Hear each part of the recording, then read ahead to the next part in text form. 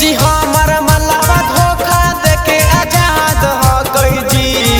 ए भौजी तोहर बहन जिंदाबाद हो गई जी। अजी हमर मलावा धोखा देके आजाद हो गई जी। ए भौजी तोहर बहन जिंदाबाद हो गई जी। अरे एक गो पटैलियै कुछो ना बुझलियै, एक गो पटैलियै कुछो ना बुझलियै। अजी जतन खर्च केलियै कुल बर्बाद हो गई जी। ए भौजी तोहर बहिन जिंदाबाद हो गई जी। अजी जतन खर्च केलियै कुल बर्बाद हो गई जी। ए भौजी तोहर बहिन जिंदाबाद हो गई जी।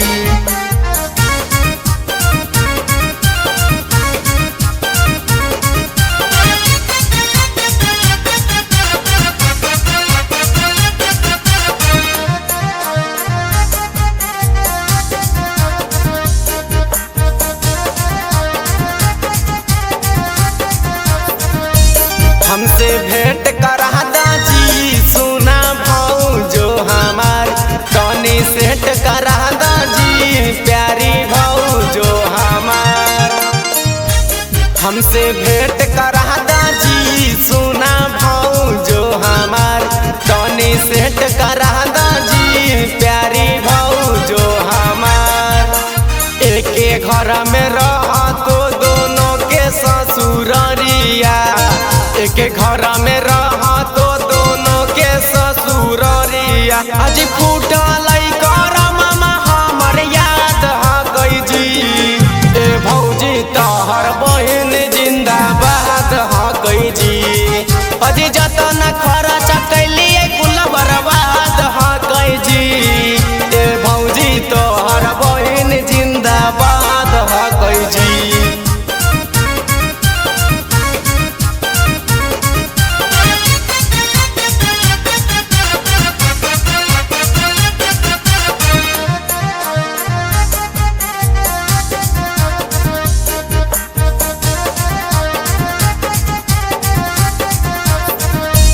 आगे बात बढ़ावा है तोहर बहिनी हो ठाड़, एगो किस दिला दाजी प्यारी भौजी एक बार।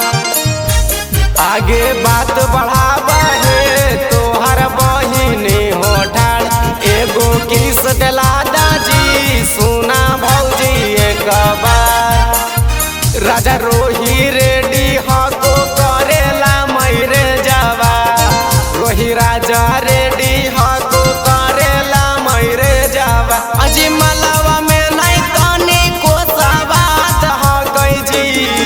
ए भौजी तोहर बहन जिंदाबाद हो गई जी।